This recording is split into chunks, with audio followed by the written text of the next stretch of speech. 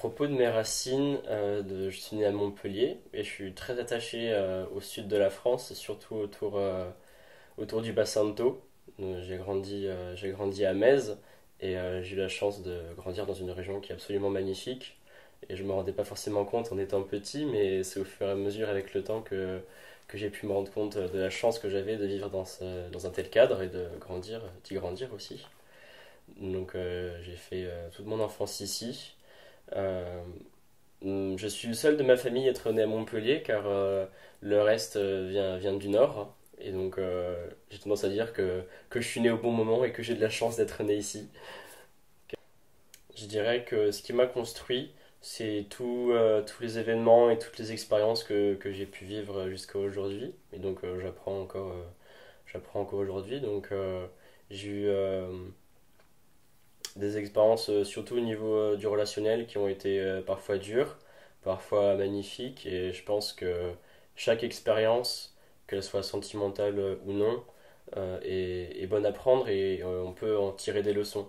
Parce que c'est parfois dans les moments les plus difficiles, en relevant la tête de l'eau, qu'on grandit, et c'est parfois aussi dans des moments qui sont magnifiques et épanouissants que l'on se retrouve et qu'on peut s'épanouir. Donc je pense aussi que toutes mes expériences sentimentales m'ont aidé à construire qui je suis aujourd'hui et j'en fais aujourd'hui une force. Qu'est-ce que tu peux nous dire de tes parents? Alors mes parents ils sont merveilleux puisque ils sont absolument géniaux, ils font plein d'activités. Ils se sont mariés lorsqu'ils avaient une vingtaine d'années et depuis ils sont toujours ensemble et ils s'aiment toujours aussi follement l'un de l'autre. Et ce que je vois, c'est plutôt rare de nos jours parce que il y a beaucoup de couples et de couples mariés qui se séparent notamment et je me dis que j'ai beaucoup de chance de les avoir parce ils sont merveilleux, ils m'apportent beaucoup. Et l'un vient de Bourges, et l'autre, qui est ma mère, vient de Orléans. Qu'est-ce qu'ils font dans la vie, tes parents? Mon père, il est technicien dans l'assainissement des eaux, donc dans le traitement des eaux pour les rendre potables. Et ma mère est femme au foyer, ce qui est tout à fait un job à temps plein. Qu'est-ce que tu as appris de tes parents? Je dirais que ce que je tiens de ma mère, c'est surtout une force de caractère. Sûrement le côté têtu, qui est peut-être parfois un défaut. Et du côté de mon père, je dirais que c'est la force tranquille, que c'est l'esprit pacificateur et le calme.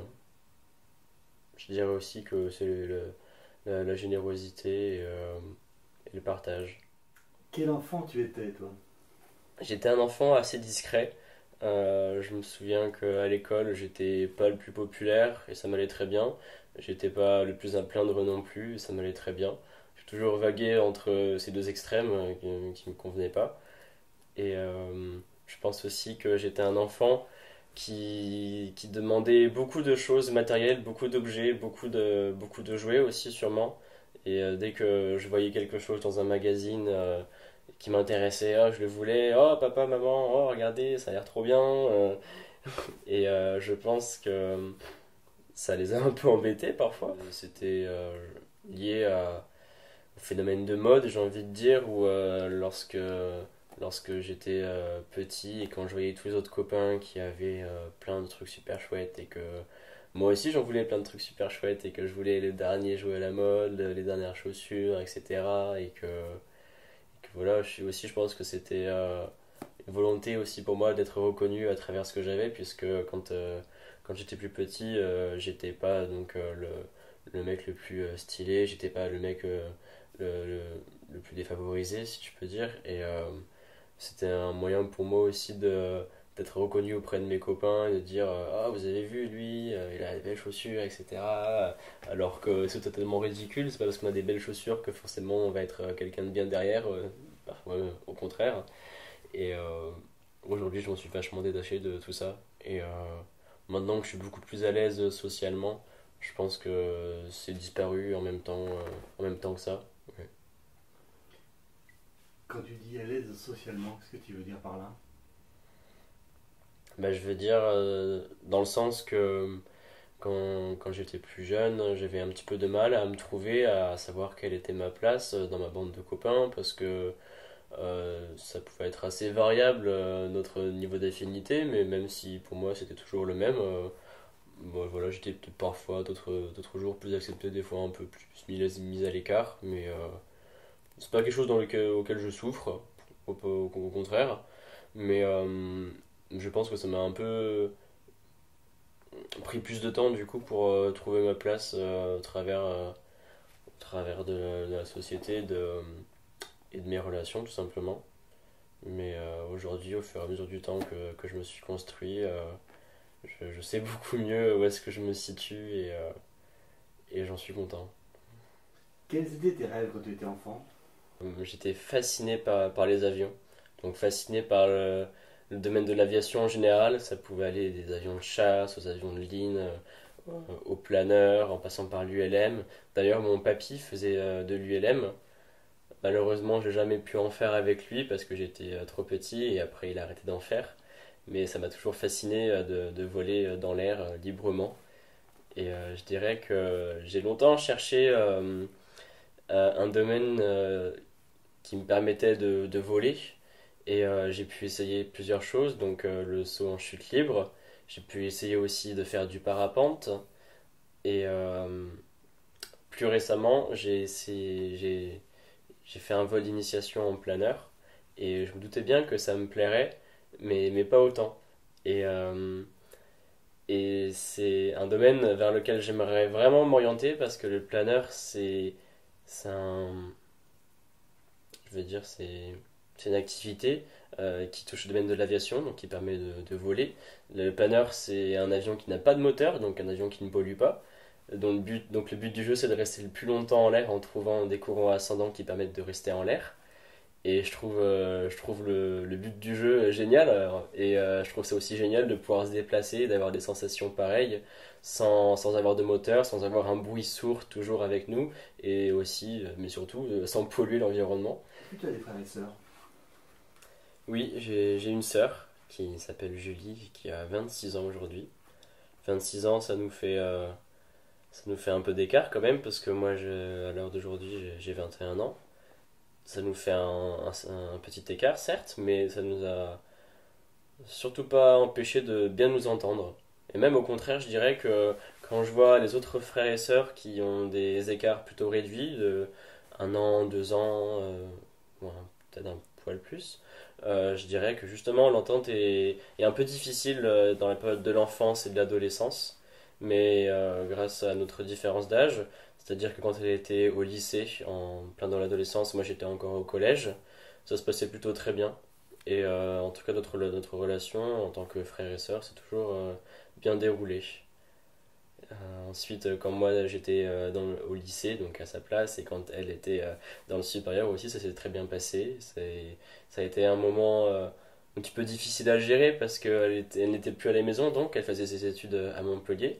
Elle n'était plus dans la maison familiale, et donc c'est je me considérais un peu plus à l'époque comme fils unique parce qu'on se voyait beaucoup moins, mais au contraire, quand on se voyait, c'était à chaque fois des moments de bonheur et de partage. Je dirais que j'ai de la chance de ne pas avoir une trop grande part de souffrance dans ma vie parce que j'ai grandi dans un foyer qui était calme, bienveillant et sans tension, sans grande tension en tout cas. Et s'il y en avait, ce foyer savait me mettre à l'écart et me protéger de ces tensions. Donc, de ce qui est de l'enfance, j'ai pas eu de souffrance. Euh, ce qui est ce qui est de l'adolescence, peut-être un peu plus, mais comme tout le monde, j'imagine chacun se cherche, chacun ne sait pas trop ce qu'il veut faire, chacun essaye de se diriger vers quelque chose qu'il aime. Quel élève tu étais dans ta scolarité? Alors, j'ai été à la maternelle Cotil à Metz, auquel j'ai un petit peu de souvenirs. J'ai été ensuite en primaire et je me rappelle qu'en CP, j'ai eu Monsieur Bertrand, Monsieur Philippe Bertrand en tant que professeur. Et c'était une année absolument géniale parce que je le voyais même pas comme un professeur, je le voyais vraiment comme un ami. Et on avait pour gimmick de s'insulter. Alors, rassurez-vous, c'est s'insulter avec les insultes du capitaine Haddock dans Tintin. Et parce qu'il connaissait plutôt bien la bande dessinée, et moi j'étais un très grand fan aussi quand j'étais petit, même un petit peu aujourd'hui. Et c'était notre gimmick à nous de s'insulter devant toute la classe, de Bashi Bouzou, que Tchouk Tchouk Nougat, et les élèves ne comprenaient rien. Et c'était un peu notre petit jeu. Et j'ai vachement apprécié d'avoir fait le CP avec lui. Et aujourd'hui, je le revois, c'est un ami à mes parents, et je le revois de temps en temps. C'est toujours un plaisir de discuter avec lui. C'est toujours génial de reparler de ça et de parler de ce qu'il fait aujourd'hui parce que c'est aujourd'hui un vrai artiste aussi. Vous vous affectez toujours? Oui, toujours quand on se voit, une petite insulte par-ci, par-là. Est-ce que tu as d'autres instituts ou professeurs de collège qui t'auraient marqué? Alors oui, au collège, donc j'étais pas en classe avec mes copains et seulement avec quelques-uns, mais la majorité du groupe était répartie dans une autre classe, mais ils étaient ensemble, donc c'est pour ça aussi que je me suis un petit peu senti à l'écart du groupe à un certain moment, je pense. Mais en tout cas, il y avait un cours dans lequel on se réunissait tous ensemble, et ça c'était le cours d'euro-anglais, parce qu'on avait pris au collège l'option euro-anglais, et donc c'était le cours où on se retrouvait tous ensemble. Et ce cours, c'était vraiment la récré. C'était génial, c'était le moment le plus génial de la journée en fait. C'était celui que j'attendais pour être avec les copains, pour pouvoir les embêter, pour pouvoir jouer. Et, euh, et la prof, la pauvre, je la plains, c'était Madame Clinton. Et je la plains un petit peu de nous avoir supportés comme ça, mais bon, en tout cas pour nous, on s'amusait beaucoup. Quand tu étais enfant, est-ce que tu rêvais de faire un métier particulier? Bah oui, typiquement, ce serait pilote d'avion de ligne, donc parce que j'étais aussi donc passionné d'avion, de l'aviation, et c'est un métier vers lequel je me suis renseigné en tout cas quand je faisais mes études, quelles conditions il faut remplir pour être pilote de chasse, pour être pilote de ligne, etc. Je me rappelle que mon stage de troisième au collège, pendant que tout le monde le faisait à Metz, dans l'épicerie, dans la boulangerie, libraire du coin, moi je me rappelle que j'étais allé à Toulouse pour faire un stage avec un instructeur de l'ENAC, qui est l'École nationale de l'aviation civile à Toulouse. Et donc j'ai passé une semaine avec ce monsieur qui me faisait littéralement des cours de météorologie, des cours d'aviation théorique et pratique, parce que du coup à la fin du stage, on a pu faire un vol ensemble et c'était vraiment quelque chose d'incroyable. Donc j'ai pu toucher aussi un petit peu aux manettes, donc j'ai piloté un avion en étant en troisième quoi. C'était génial.